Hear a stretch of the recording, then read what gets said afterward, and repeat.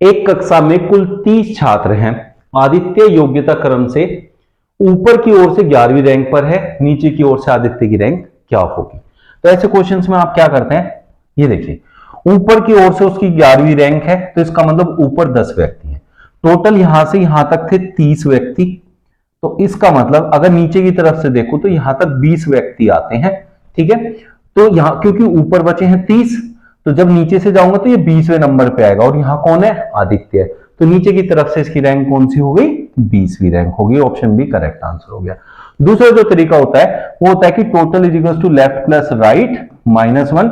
Total 30 व्यक्ति हैं, left मतलब नीचे या ऊपर से मान सकते हैं, तो लेफ्ट को 10 ले लेते हैं, तो राइट पूछा है -1। तो यहां देखें ये 11वीं रैंक है, तो यहां ये जो 10 लिया मैंने ये नहीं लेंगे, यहां लेंगे 11। तो 11 में से एक जाएगा 10, 30 में से 10 इधर लाके माइनस करेंगे, तो उसकी जो रैंक हो जाएगी राइट से 20वीं हो जाएगी, या कह सकते हैं नीचे से 20वें नंबर पे आ जाएगा। जब किसी संख्या को उसकी पूर्ववर्ती संख्या के 3 गुणों से जोड़ा जाता है और इन दोनों संख्याओं के योग को 5 से विभाजित किया जाता है, तो परिणाम के रूप में 13 प्राप्त होता है। वह संख्या क्या है, तो ध्यान से देखिए, उसने कहा 5 से विभाजित किया जाता है तो परिणाम 13 प्राप्त होता है। तो जब मैं किसी भी संख्या को 5 से भाग करूं और यहां 13 आए, तो इन दोनों की गुणा करके ये संख्या प्राप्त होती है, तो 13 पंजे 65, इसका मतलब वो संख्या 65 है।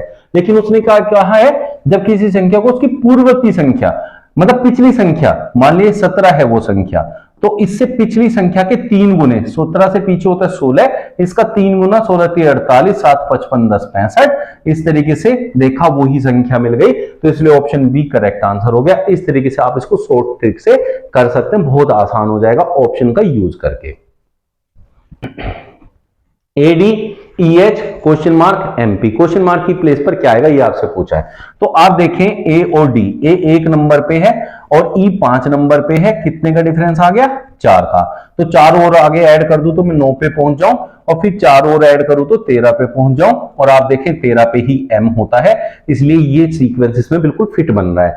तो यहां 9 नंबर आएगा और 9 नंबर पे I होता है, तो ऑप्शन B और D से स्टार्ट नहीं होगा, A और C हो सकते हैं। फिर इसमें चलते हैं, D 4 नंबर है, H 8 नंबर है, फिर से 4 ऐड हुआ, तो 4 ऐड करूं तो 12, और 12 नंबर पे कौन होता है, L होता है, तो ऑप्शन सी मेरा करेक्ट आंसर यहां बनेगा।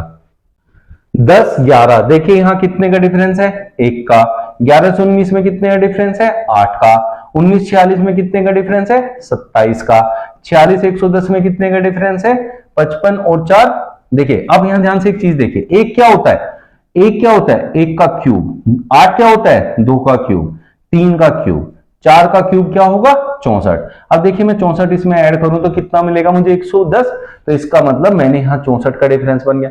तो आगे किसका डिफरेंस बनाना है, 5 का क्यूब जो कि होता है 125, 110 में ऐड करूंगा तो 235 मुझे मिलेगा, तो ऑप्शन ए मेरा करेक्ट आंसर बन जाएगा।